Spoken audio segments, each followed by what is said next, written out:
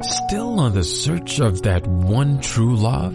On the limbo in this crazy world of dating, marriage, relationships? Well, listen to the Golden State Media Concepts Relationship Podcast, your one-stop podcast for everything about relationships.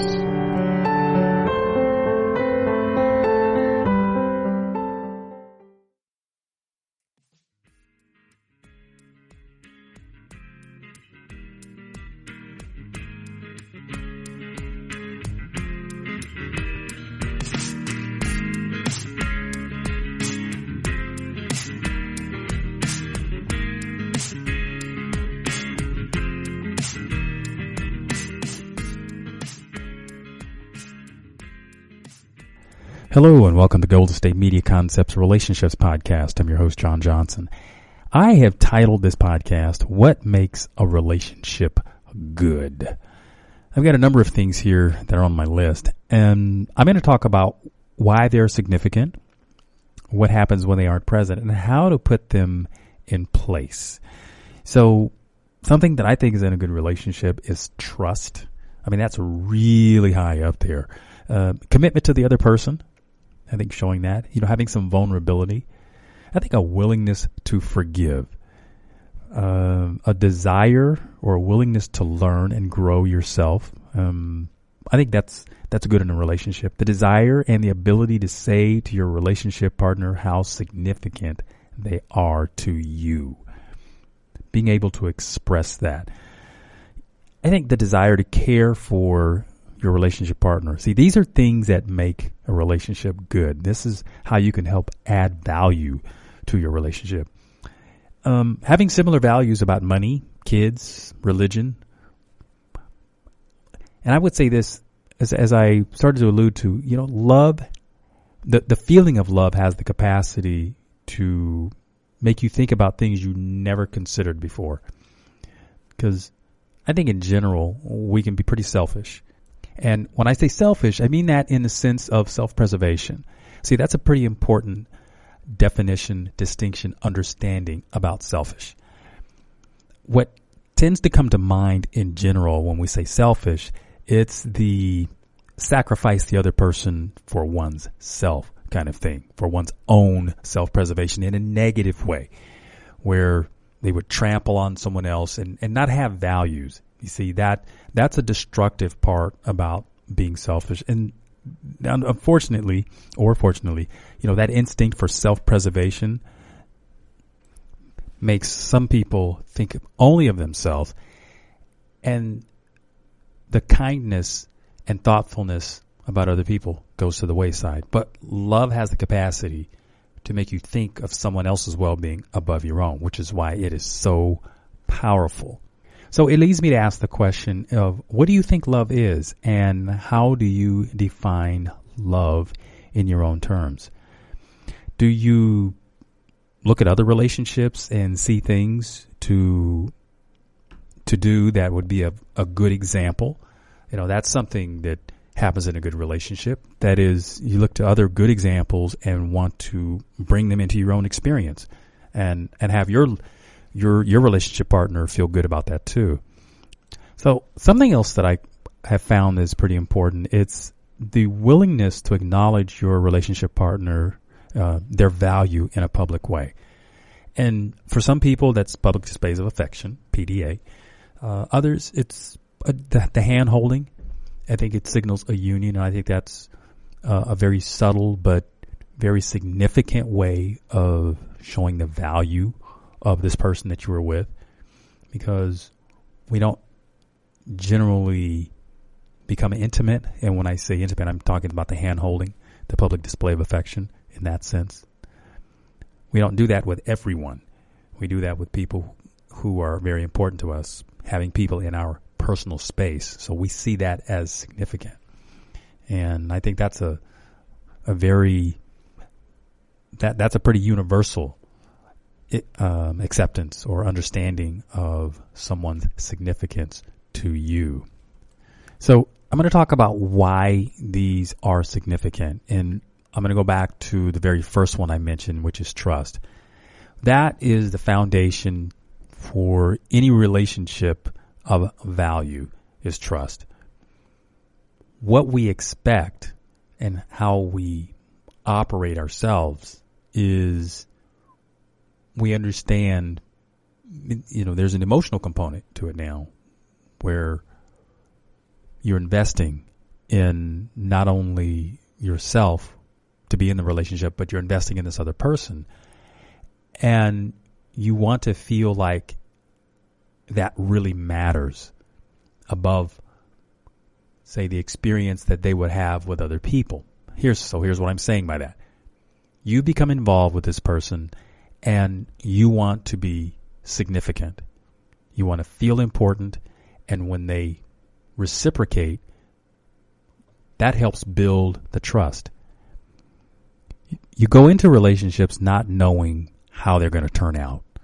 And as you spend more and more time, you become very connected to your relationship partner.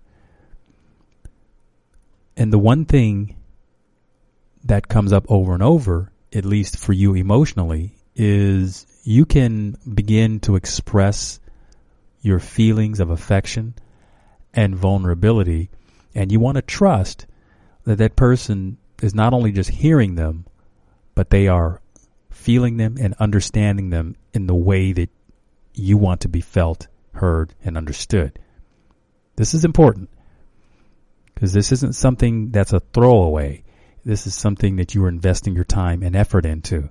So what you're looking for is for them to value you as much as you value yourself. That's a pretty important. Now, that could be a high bar in many situations. What we start out as, it takes a while for, to be on the same page. So you have to be in dialogue. You have to be willing to be vulnerable and share the feelings so that the relationship grows. Now, we know that when a relationship is very new, that there are differences. Everybody understands that there are differences, but when you're having all of that feel-good stuff happening, you got to hang on to that while you build the connection. And as you're having the conversation about some of the differences, you're also thinking about the similarities. Now, you don't want to get overwhelmed with just talking about all the similarities, because it's, love makes you blind sometimes. But I want to save some of that love and all of those good feelings. So when you're talking about the things that are a little more challenging, you feel the willingness to compromise. And that's how you get through some of the difficulties in a relationship. It's the willingness to compromise. And both partners have to have that spirit of compromise, because any one person can play that role in the relationship. And what tends to happen over time is there tends to be this thing about feeling unappreciated.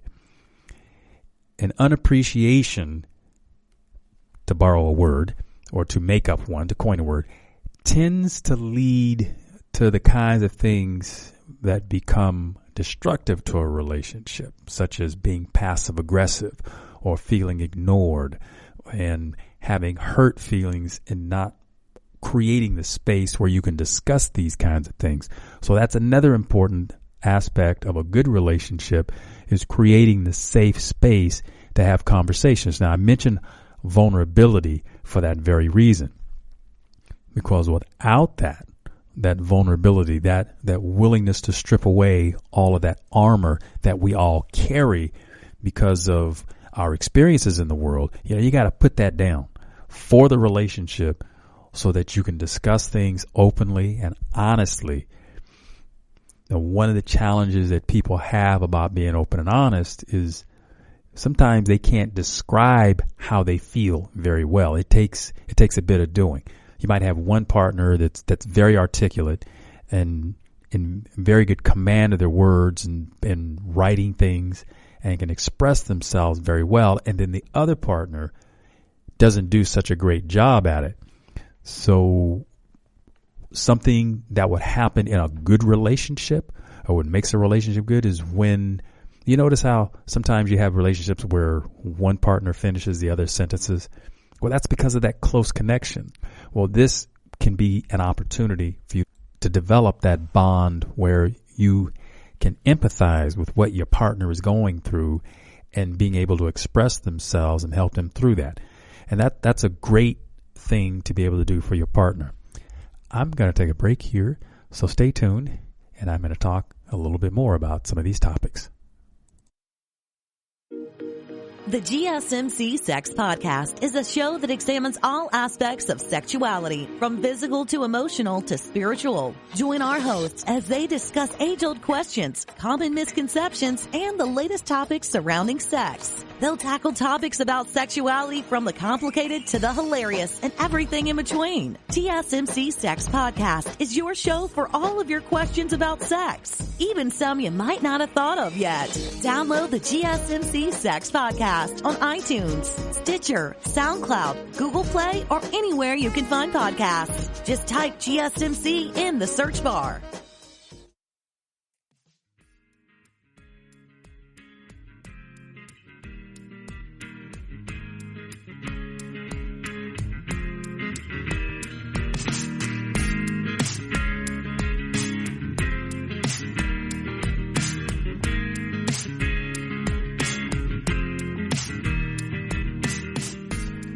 Hey there, welcome back. This is the Golden State Media Concepts Relationships Podcast. I'm John Johnson hosting What Makes a Relationship Good.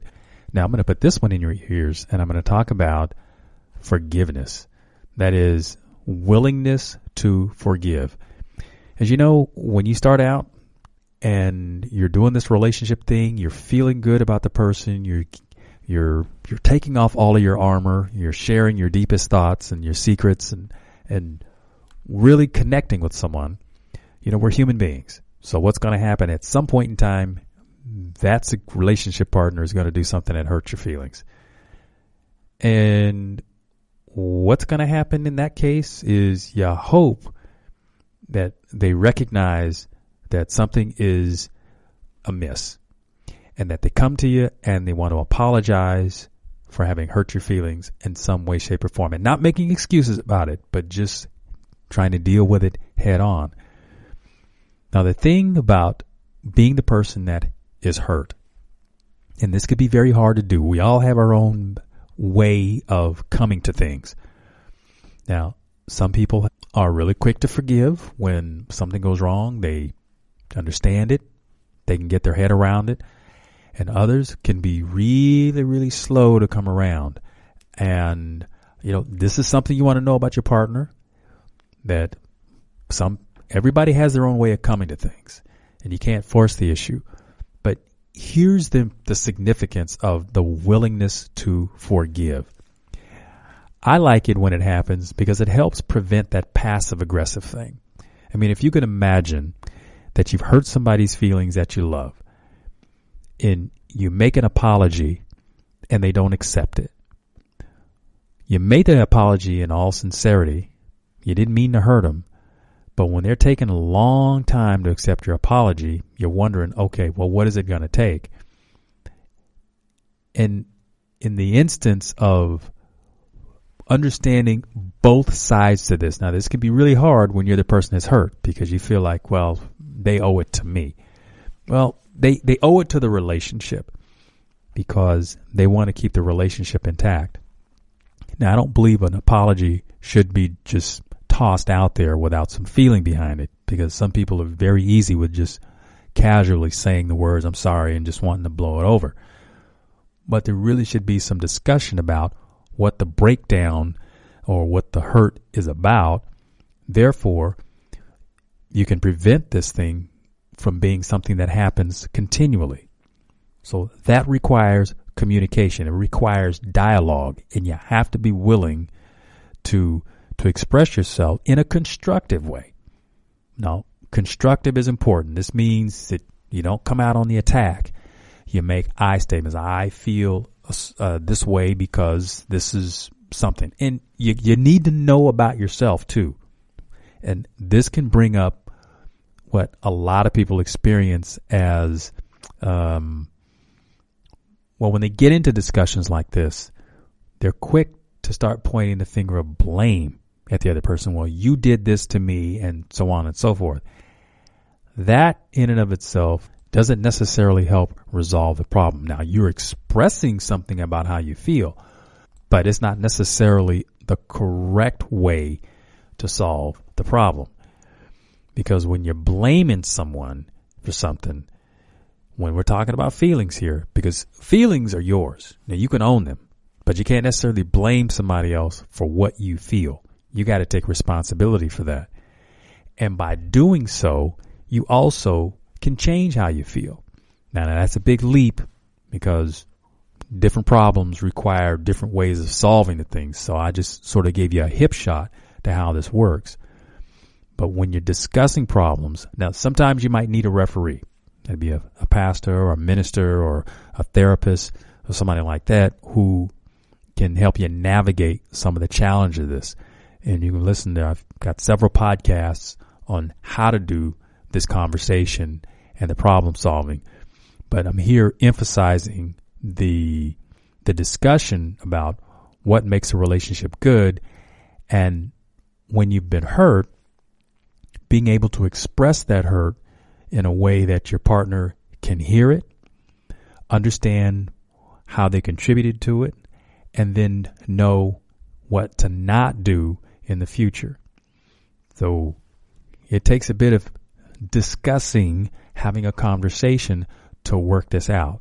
Now, working out problems is very instrumental in having a good relationship. Very instrumental. A lot of people don't have those type of problem-solving skills, and they wind up doing relationship after relationship after relationship, bringing baggage because they don't know how to resolve things.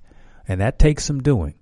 So having a willingness to forgive, have that in your toolbox, and that'll actually help make a difference in your relationship.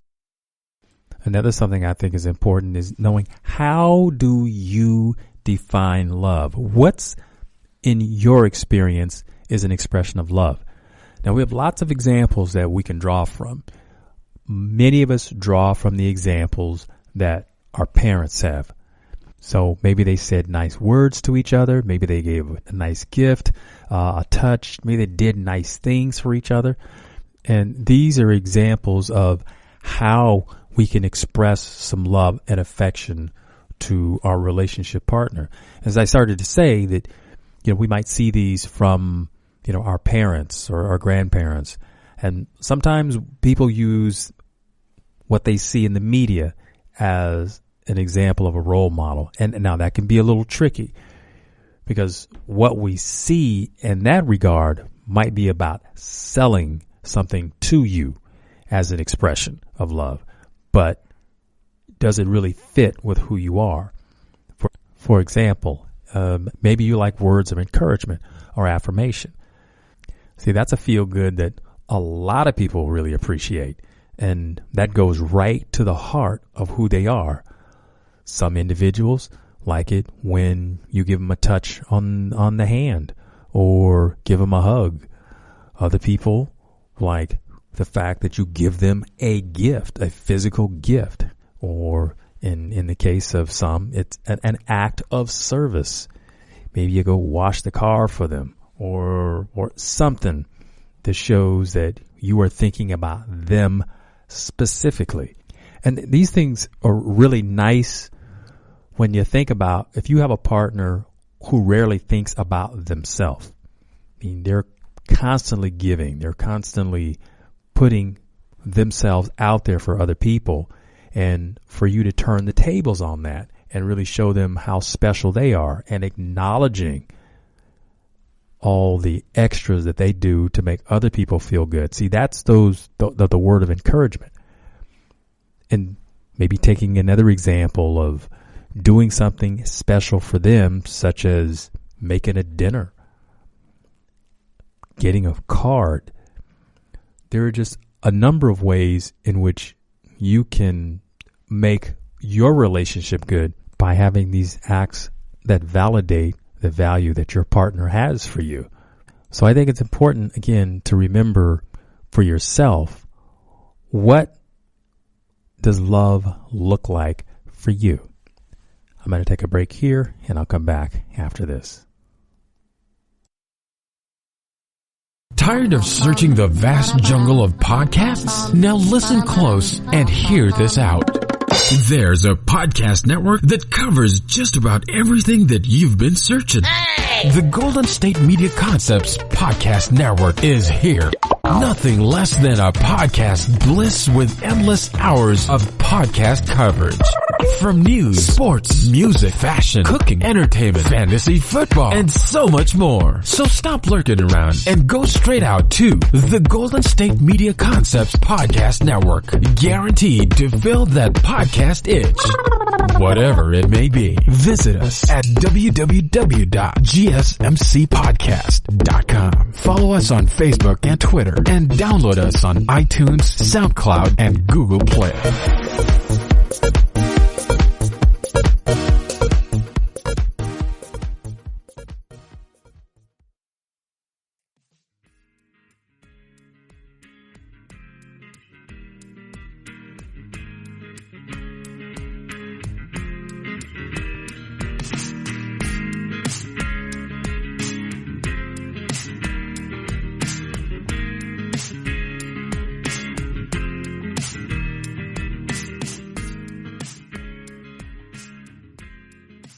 Hi there, I'm John Johnson. This is the Golden State Media Concepts Relationships Podcast, talking about what makes a relationship good.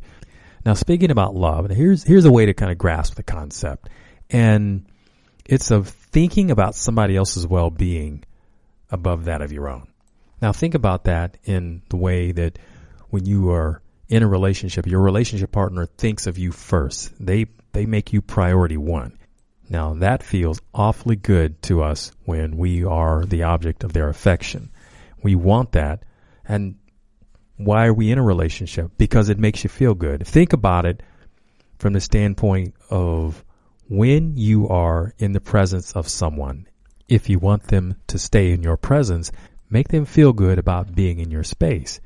And why? Because they feel that you value them. See, narcissists tend to have people around because the narcissist wants the other individuals to stroke the narcissist's ego. So you got to turn that on its end, that if you want people to be in your space, show them how much you appreciate them being in your space. And like I said, they will enjoy that because they feel valued. Something else that you'll find in a good relationship is mature thinking people have very keen powers of observation. By that, they can see something in terms of the good influence and the impact it has on people, and then they incorporate that into their own lives. Now, the reason I think that's important is because the nuance of things is something that it takes skill and maturity to be able to recognize, to acknowledge that, and then to want to embrace it and make it a part of what you do. You see, it's not just enough to watch things like that just pass in front of you and not be willing to take action for your relationship, for the love of your life, and to want to do something that really is significant and it makes you special to the person who you have your love and attention for. So if you're struggling with your relationship, this is something to look forward to doing so that you can change the direction or the trajectory of what's happening. So here are some of the things you're looking for. You're looking to observe people who are smiling and enjoying each other, having fun, doing nice things for each other. I've often observed older couples, people who have been together a long time, are still able to enjoy each other a great deal. Now, they'll tell you that it's not always smooth sailing. And if you're a human being, you can't expect it to always be that way. But it's about learning how to be loving, how to be supportive, even during those rough times, and wanting to be cause in the matter, meaning if there is something that is challenging or troubling, then you want to be part of the solution rather than part of the problem. Now, when you think about putting these things in place, what's something that you should have? You got to have vulnerability. You got to be willing to change, willing to let go of what you were doing and try for the unknown. Now, when I say unknown, maybe this is a new idea for you. You've always done things a certain way in particular, and maybe that idea is past its time and you have to mature. A lot of the ideas that we have about relationships were formed many, many, many years ago when we were less mature, when we didn't really understand the complexities and the nuance of relationships. So you have to get past that kind of thinking in order to leap ahead and to have a relationship that can be more fulfilling. Because when you're young, your interpretation of things is going to be a lot different than when you've had a chance to experience life and learn in real time. So what we have to remember to do is to think about, and this is a really good exercise, when you have a belief about something, think about when that belief itself came into being. If you can reach back, was it something that you had in your childhood? Was it something that happened when you were a teenager? Was it something your parents taught you? Was it something that maybe you had an experience more recently? So what I'm going to say about childhood beliefs is it's one thing to be given the concept, but how you interpret that is significant. Because when you become more mature and your level of thinking is more broad and more sophisticated, you can apply these concepts much more, or to say in a much more significant or sophisticated way. You see, when you're a kid, you have to break things down. You have to keep it really simple. It's like learning to walk. You can run later, but you have to learn to walk. And that's the same analogy I want to use when it comes to understanding ideas and concepts. When you're first being introduced to this, you sort of crawl with it. But as time moves on, you develop an ability to be able to run. And that means to take an idea about how to be in relationship with somebody else and grow it, expand on it, reconsider what it is to be thoughtful, reconsider what it is when you have a conflict on how to resolve it. When you're kids, a lot of times there's yelling and shouting, but the interesting thing about children is they have a short memory for things. The bickering will start, then it'll be over, and the kids will go back to being friends. When people are older, they tend to hang on to the bitterness a lot more. So there's an idea of where you got to think about, why are you hanging on to the bitterness? Learn to process through that and take that knowledge and become better at problem solving. And if you have conflict with your relationship partner, again, learning how to resolve these things and do it with love. That's important. You got to do things with love. You got to say it with love, because you can't say it with bitterness, because we all remember what it feels like to be talked at rather than talked to. When you are talking at someone, it feels hurtful. And it's on that spectrum where, okay, it's not safe to be vulnerable. And remember, vulnerability is how we can help institute some of the more kinder, gentler things and the beauty of being in a relationship. All of that is surrounded in the idea of being vulnerable, being available, being loving, being dedicated to your partner. Now, I will say at the outset, this is not easy. It is a stumbling block that many relationships have. And the fact that those strong feelings exist actually helps people get beyond some of the things that frustrate them the most, even though they don't have the skill to solve it, because those skills take time to develop. And what you have to recognize is that you have to put time into developing it and not just wash over it and just assume that you got it right, because you have to learn to check in with your partner. That's another thing about communication. Again, these things take time, but it's well worth the effort when you put the time into it, because we can see examples of when it's not done well. Sometimes people are very public with their displeasure with each other, and it can be very embarrassing to even witness some of these exchanges. Well, whereas you and your love relationships, you can handle the conflict in a very civil way, and it respects both of you, and you find out you get through it a lot faster, and you're on to doing other things in, of, and for each other and the relationship.